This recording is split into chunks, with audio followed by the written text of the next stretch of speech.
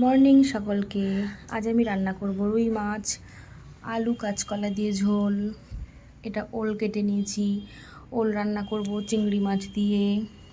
আর রান্না করব একটু মূলো শাক ভাজা। তো আমি উনুন ধরিয়ে কড়াই বসিয়ে দিয়েছি। প্রথমে মাছটা রান্না করব, তো কড়াইতে আমি তেল দিয়ে দিচ্ছি মাছ ভাজার জন্য। তেল গরম হয়ে গেছে, মাছ ভাজা বসিয়ে দিলাম। একে একে মাছগুলো সব কিন্তু আমার ভাজা হয়ে গেছে। এবার মাছের ঝোলটা করে নেব। কাঁচকলা দিয়ে তো মাছের ঝোলটা নামিয়ে নিয়েছি। এখনও তো আমাকে দুটো তরকারি রান্না করতে হবে। ওলটা রান্না করব আর শাকটা ভাজবো, ব্যাস তাহলেই হয়ে যায়। ওলটা সেদ্ধ করে নিয়েছি, আলুটা ভাজতে বসিয়ে দিয়েছি। আলুগুলো তো বেশ লাল লাল করে ভেজে নিয়েছি। এবার ভাজবো ওলটা। এবার আমি ওলটা ভাজছি, লাল লাল করে ভেজে নিয়ে ওলটা নামিয়ে নেব। ওটা ভেজে তুলে নিয়েছি। আর ওদিকে বসিয়েছি একটু জিরে আর তেজপাতা ফোড়ন দিয়ে পেঁয়াজ ভাজা। পেঁয়াজটা লাল লাল ভাজা হলে তারপরে আমি দিয়ে দেবো আদা রসুন লঙ্কার পেস্ট। চিংড়ি মাছটা ভেজে নিচ্ছি ওলে দেওয়ার জন্য।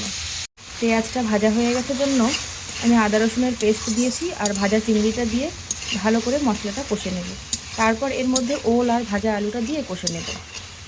মশলাটা প্রায় কষে এসছে, এবার আমি ভাজা ওল আর আলুটা দিয়ে দেব।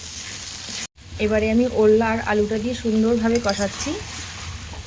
আর এদিকে দেখো ভাত বসিয়েছি, ভাতটাও কিন্তু ফুটে গেছে। এটা ভালো করে কষে নেব এবারে। এদিকে আমার ওলের তরকারিটা কিন্তু হয়ে এসছে, আমি জল দিয়ে দিয়েছি। এবার লবণ আর মিষ্টিটা চেক করে নামাবো। আর এদিকে আমার ভাতও হয়ে গেছে, ভাতটাও নামিয়ে দেব।